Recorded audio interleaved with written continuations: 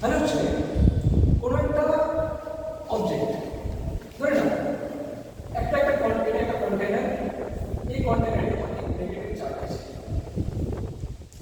অনেক negative charge আছে। এই নেগেটিভ চার্জগুলোকে আমি স্টোর করে রেখেছি। এই নেগেটিভ চার্জের টেন্ডেন্সি অলওয়েজ থাকবে পজিটিভ চার্জের কাছে যাওয়া, গিয়ে ওটা নিউট্রালাইজ হয়ে যাবে।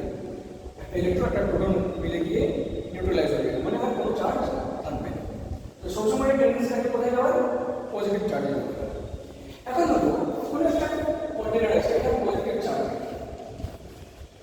এটা হচ্ছে পজিটিভ চার্জ আছে আমাদের মধ্যে। এখন যদি আমি কোনো একটা কন্ডাক্টিং ম্যাটেরিয়াল দিয়ে এটাকে কানেক্ট করে দিই, তাহলে কি হবে? প্রোটনগুলো তো আসতে পারবে না, এই ইলেকট্রনগুলো এক জায়গা থেকে আরেক জায়গায় চলে যাবে। এই ইলেকট্রনগুলো যখন যাবে, এই যে ইলেকট্রন এই ডিরেকশনে যখন যাবে, তখন এর এগেইনস্ট ডিরেকশনে আমাদের কারেন্ট জেনারেট হবে।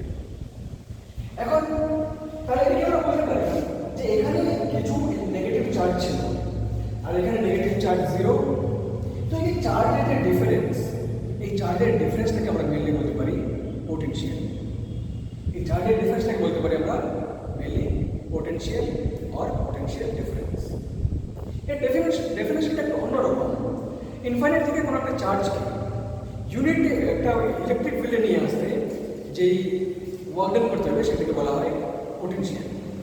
কিন্তু মেনলি আমরা যদি বলতে চাই যে পোটেনশিয়াল কি বা পোটেনশিয়াল ডিফারেন্স কি, এটা মেনলি হচ্ছে চার্জ ডিফারেন্স। এটাই হচ্ছে কি চার্জ ডিফারেন্স। তাহলে আমরা কি কি পড়লাম আজকে?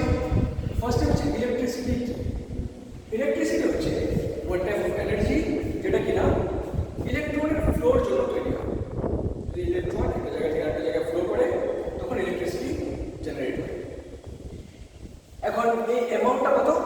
এটা হচ্ছে যে ইউনিট টাইমে কতগুলো চার্জ ফ্লো হচ্ছে, ওই অ্যামাউন্টটাকে বলা হচ্ছে ইলেকট্রিসিটি বা current electricity, which is denoted by capital I, and that is the unit of ampere, where the charge is the unit coulomb and time is the unit second. So we can say ampere equals coulomb per second. তাহলে 1 ampere মানে কি? 1 ampere হচ্ছে যদি কোনো একটা টাইমে, unit টাইমে 1 second টাইমে যদি আমার 1 কুলম্ব চার্জ কোনো একটা ওয়্যার দিয়ে পাস হয়, তাহলে যে কারেন্টটা জেনারেট হবে সেই কারেন্টের অ্যামাউন্টটাকে বলা হচ্ছে 1 অ্যাম্পিয়ার। ওকে, তারপরে আমরা জানলাম যে কারেন্ট কেন ফ্লো হয়।